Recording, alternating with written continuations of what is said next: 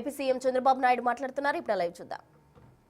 అయితే ఈరోజు మీ ఉత్సాహం చూసినప్పుడు, మీ అభిమానం చూసినప్పుడు నా జీవితంలో ఎప్పుడూ మరిచిపోలేనంత అభిమానం చూపిస్తున్నారు.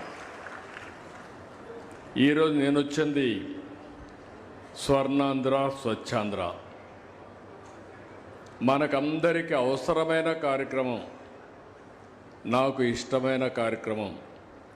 ఇప్పుడు కాదు, నేను సమైక్య ఆంధ్రప్రదేశ్లోని పచ్చదనం, పరిశుభ్రం దేశంలో ఎక్కడా చేయని రోజుల్లో హైదరాబాద్లో రాత్రి క్లీనింగ్ చేపించిన పార్టీ తెలుగుదేశం పార్టీ అని చెప్పి కూడా నేను మీకు తెలియజేస్తున్నా. మన ప్రధాని నరేంద్ర మోడీ గారు స్వచ్ఛ భారత్ పెట్టాలి, దేశమంతా కూడా పరిశుభ్రంగా ఉండాలి అని ఆయన ఆలోచించినప్పుడు నాకు ఒక బాధ్యత ఇచ్చారు. అందరి ముఖ్యమంత్రులతో కలిసి ఏమేమి చేయాలనో ఒక రిపోర్ట్ కింద ఇమ్మంటే ఆ రోజు నేను కాంగ్రెస్, కమ్యూనిస్ట్ అందరి ముఖ్యమంత్రులతో కూర్చొనిపెట్టి రిపోర్ట్ ఇచ్చాం. ఆ రిపోర్ట్కి ఒక డిపార్ట్మెంట్ క్రియేట్ చేసి ఈరోజు దేశమంతా అమలు చేస్తూనే నిరంతరం ఒక స్ఫూర్తినిచ్చే విధంగా ఈ కార్యక్రమాన్ని ముందుకు తీసుకుపోతున్నారు. అయితే ఇప్పటికీ మనం అందరం గుర్తుపెట్టుకోవాలి, ఇంకా చేయాల్సింది చాలా ఉంది. అప్పటికి ఇప్పటికీ పర్యావరణం, పరిశుభ్రత ఒక సంవత్సరంలో చాలా మార్పులు తీసుకొచ్చాం. ఏది కూడా ఒక విషయం మీరు గుర్తుపెట్టుకోవాలి, ప్రభుత్వ కార్యక్రమంగా ఏ పని చేసినా అది తాత్కాలికం. అట్లా కాకుండా ప్రజలు భాగస్వాములై మనందరం కలిసి చేస్తే అది శాశ్వతం. ప్రజల జీవన విధానంలో మార్పు రావాలంటే ప్రజలు భాగస్వాములైతే తప్ప ఏ కార్యక్రమం కూడా జయప్రదం కాదు. ఈరోజు ఈ కార్యక్రమాన్ని మీరు చూస్తే నేను గ్రామాలు పరిశుభ్రంగా ఉండడమే కాదు, ఆలోచనలు కూడా స్వచ్ఛంగా ఉండాలి. తప్పుడు ఆలోచనలు చేస్తే, తప్పుడు పనులు చేస్తే, ప్రజల్ని మభ్య పెడితే అది శాశ్వతం కాదు. అందుకే ఈరోజు మీరు చూస్తే స్వచ్ఛమైన పరిసరాలు, స్వచ్ఛమైన ఇళ్ళు, స్వచ్ఛమైన కార్యాలయాలు, స్వచ్ఛమైన ప్రాంతాలు, అదేవిధంగా స్వచ్ఛమైన మనసు, స్వచ్ఛమైన ఆలోచన, ఇది నా కాన్సెప్టు. ఇది సాధించడానికే ప్రతి నెల 3వ శనివారం ఈ కార్యక్రమానికి శ్రీకారం చుట్టాం. ఈ స్వచ్ఛ ఉద్యమంలో ముందుండి నడిపిస్తున్న పారిశుద్ధ్య కార్మికులకి, గ్రీన్ అంబాసిడర్కి మనస్ఫూర్తిగా అభినందనలు. అందరూ కూడా గట్టిగా చప్పట్లు కొట్టి అభినందనలు వారికి చెప్పాలి, కృతజ్ఞతలు తెలియజేయాలి. నెల నెల ఒక్కొక్క థీమ్ తీసుకుంటున్నాం.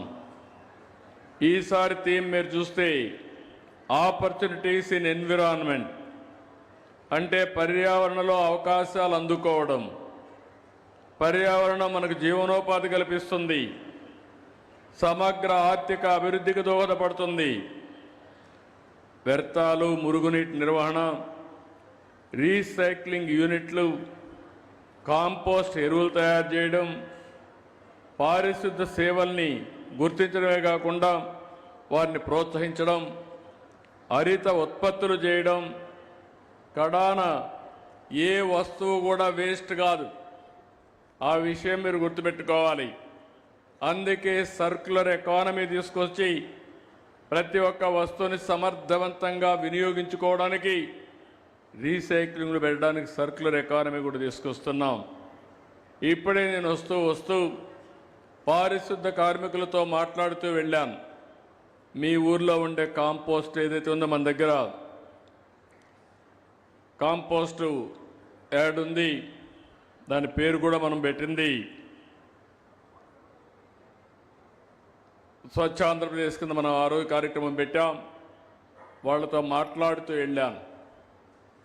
ఇద్దరితో మాట్లాడినప్పుడు దగ్గర దగ్గర 250 ఇండ్ల దగ్గర చెత్త కలెక్ట్ చేస్తున్నారు. నేను ఎన్నోసార్లు చెప్పాను, పొడి చెత్త తడి చెత్త వేరు చేయాలని. వాళ్ళని అడిగాను. అడిగితే వాళ్ళు ఒకే మాట చెప్పారు, చాలా బాగా చేస్తున్నారు, చాలామందికి అవగాహన వచ్చింది, ఏ కొద్ది మంది తప్ప వాళ్ళే ముందుకొచ్చి వేరు చేసిన డబ్బాల్లో మాకు అందిస్తున్నారు, ఇది శుభ పరిణామం అని వాళ్ళు చెప్పారు. ఒకరిద్దరు చేయకపోతే వాళ్ళందరికీ విజ్ఞప్తి చేస్తున్నా, ఈ కార్యక్రమం బలవంతం కాదు, మీ ఆరోగ్యం కోసం, మనందరి ఆరోగ్యం కోసం, భావి తరాల కోసం చేసే కార్యక్రమం, మీరు భాగస్వాములు కావాలి. అది అయిన తర్వాత నేను స్వచ్ఛ రథం వచ్చింది. ఇంట్లో నుంచి వస్తువులు ఏవైతే ఉన్నాయో, బాటిల్స్ కానీ ప్లాస్టిక్ కానీ అట్టపెట్టెలన్నీ తీసుకొచ్చారు. నా ముందరనే తూకం వేశారు. తూకం వేస్తే దగ్గర దగ్గర 3 కేజీల దగ్గర వచ్చింది.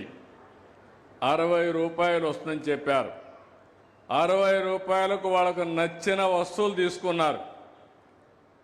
నేను అడిగాను వారిని, ఈరోజు మీరు ఇవి ఇచ్చారు కదా, ఎన్ని రోజులయ్యిందని అడిగాను. వారం రోజులు మా ఇంట్లో ఉండే వస్తువులు అక్కడ పెట్టాం, వేస్ట్ అంతా పెట్టాం. వారానికి ఒకసారి వస్తారు, వాళ్ళకిస్తే మాకు దగ్గర దగ్గర ఒక 60 రూపాయలు వస్తూ ఉంది. దానికంటే ముఖ్యంగా ఇవన్నీ ఉంటే మా చుట్టుపక్కల వేస్తాం, ఇవన్నీ పశువులు తింటాయి, భూములు వేస్తాం, కాలుష్యం అయిపోతుంది, తద్వారా మేము అనారోగ్యం అయ్యేవాళ్ళం. ఈరోజు చాలా సంతోషంగా ఉంది. ఈ దేశంలో ఏది వేస్ట్ కాదు, ప్రతి ఒక్కటి కూడా వేస్ట్ నుంచి సంపద సృష్టించని ఆయన చెప్పినప్పుడు నాకు చాలా సంతోషం కలిగింది. ఎందుకంటే వారం రోజులు రోడ్డు మీద పడేసి రోడ్డంతా ఖరాబు చేయడం బదులు వారం రోజులు ఇంట్లో పెట్టుకుంటే 60 రూపాయలు వాళ్ళకు వచ్చిందంటే అది ఈ ప్రభుత్వ విధానం అని మరొకసారి మీ అందరికీ విజ్ఞప్తి చేస్తున్నా. అక్కడి నుంచి నేను నేరుగా కాంపోస్ట్ తయారు చేసే యార్డుకి వెళ్ళాను. అక్కడ చూశాను. ఇక్కడుండే మిత్రుడు పక్కనే ఉన్నాడు, ఆయన నాకు ఎక్స్ప్లెయిన్ చేశాడు. హరికృష్ణ చాలా మంచి వర్క్ చేస్తున్నారు. ఏ విధంగా మనం తీసుకొచ్చినటువంటి చెత్తనంతా కూడా కాంపోస్ట్గా తయారు చేసి అది ఎరువులుగా రైతులు వచ్చి కొనుక్కొనబోతున్నారు. నేను ఒక రైతు వస్తే అడిగాను, ఏం చేస్తున్నామంటే నాకు చాలా సంతోషం. ఒకప్పుడు నేను యూరియా లేకపోతే కెమికల్ ఫెర్టిలైజర్ వాడేవాడిని. ఈరోజు అవన్నీ మానేసి మా ఇంట్లో ఉండే ఎరువులు వేసుకుంటూ ఈ కాంపోస్ట్ వేస్తున్నా. దిగుబడి బ్రహ్మాండంగా పెరిగిందని ఆ రైతు చెప్పాడంటే నా ఆలోచన కరెక్ట్ అని, ఇక్కడే ఉన్నాడు రైతు కూడా, కరెక్ట్ అని నాకు సంతోషం కలిగిందని చెప్పి కూడా నేను మీకు తెలియజేస్తాను.